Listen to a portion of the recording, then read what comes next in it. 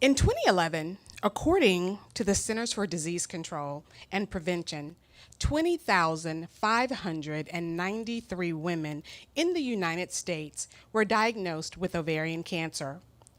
This is important because in October 2011, I was one of those women diagnosed. Unfortunately, 14,346 women in the U.S. died. Only 30% survived. My name is Nevette Tyus-Middleton, and I am an ovarian cancer survivor. The word survivor is such a powerful word. It resonates within me. It means to remain alive or in existence, to carry on despite hardships or trauma, to persevere. I am alive, thanks be to God, and I am able to carry on despite everything I have gone through. It took a lot of faith and endurance to overcome. I stand before you today, happy, healthy, and whole. My journey began when I went for a simple cyst removal. I woke up in recovery to voices and people around my bed. The doctor shared with me the most dreaded news I ever heard. You have cancer. My cyst was positive for papillary serous adenocarcinoma. You know, doctors should really just stop talking after that. Right? It's hard to process anything else. It was like I went to another dimension of space and time in my mind. No, not me. They must have me confused with someone else. I eat healthy. I exercise. Wait a minute. Could this take my life? Could this be the very end of my existence? Could my very being cease to exist? What happens now? What do I do? This cannot be how my life ends. Who knows what even causes cancer? Genetic factors, diet, lifestyle? For me, it could have been a defective gene. After all, I did test positive for the BRCA1 gene mutation. Those of us who are BRCA positive, we have no idea when these cells may decide to go rogue. It's like having a ticking time bomb inside with a cell phone detonator. One day you get a call and boom, your world explodes. My treatment involved a staging surgery, chemotherapy, and a long path to healing that included my faith, which remains an integral part of my life. During my treatments, it seems whatever could go wrong, it did go wrong. I had infections, an allergic reaction to the meds, kidney issues, I lost my voice, and more. My body started going through all these changes. I looked different. I felt different. My self-confidence, it was non-existent. I no longer recognized the person looking back at me in the mirror. Cancer takes and takes. It had taken so much. I prayed, Lord, please don't let it take my life. In my darkest hour, I wanted to give up, but my faith and family kept me going. One night, I was in so much pain, I could barely think straight.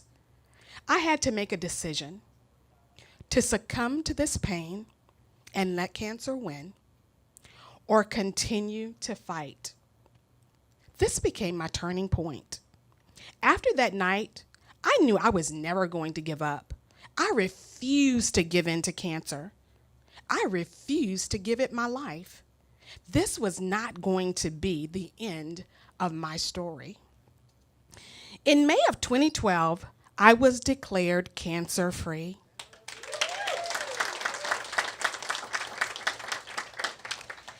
I knew I needed to help others somehow.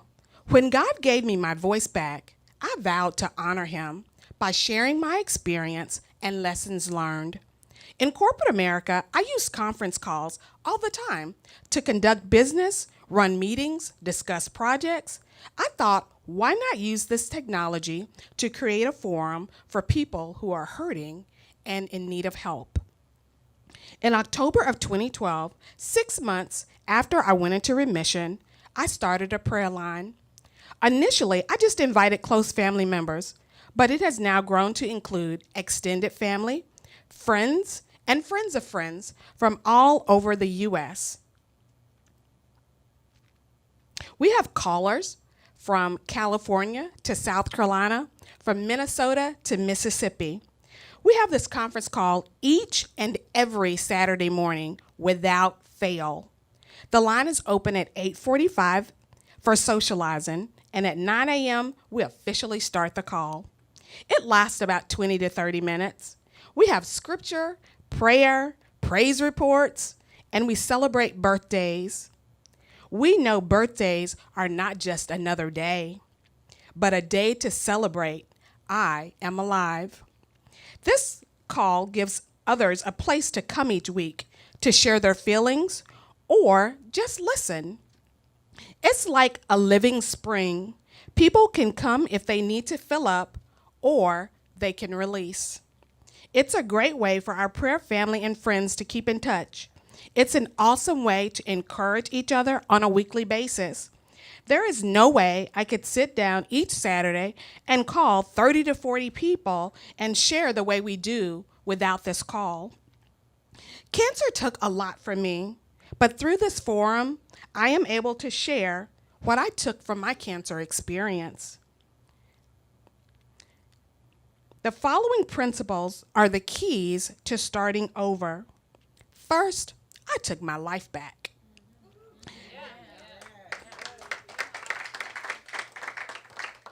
I believe everything in life has a purpose, big or small. Every day is a gift. Use it wisely. I have greater faith and belief in the scripture that through Christ, all things are possible. I know that God is with me, and in his word, he states, he will never leave nor forsake me. I have a stronger sense of family and now cherish every minute and second that I get to spend with them.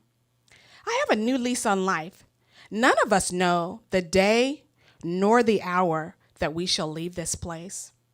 That's why it's so important to do all we can while we can. The prayer line was birthed from great pain in my life. It's not just a prayer line, it's a lifeline. We have medical professionals join our calls to discuss relevant issues.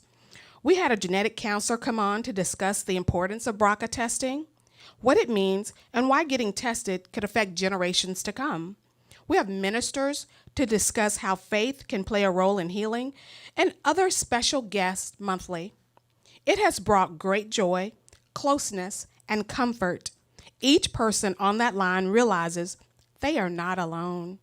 They feel love and encouragement through each scripture read, every prayer prayed, and each birthday wish.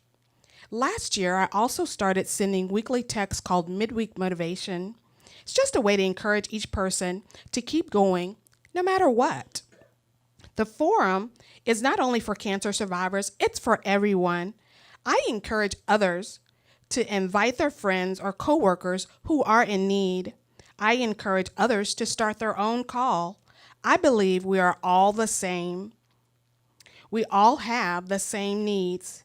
The desire that when we are hurting, someone will wrap their arms around us and say, it's going to be okay. This experience has taught me to live my life with purpose on purpose. We are created with a purpose. It is no coincidence that I stand before you today. It was all a part of God's plan. I am going to impact as many lives as I can by sharing a message of hope and survivorship. Cancer, it's not a death sentence, but a life sentence for change. Each day is a new opportunity to continue to look forward and no looking back. You have to create a new vision for yourself, and you have to see it in here before you see it out there. You have to learn to move forward regardless of how you feel or what you have been through. Last, but certainly not least, keep your faith. In May of this year, I will be 4 years cancer-free. I am committed to using my experience to help others. It is my passion, it is my purpose, it is my second act. Thank you.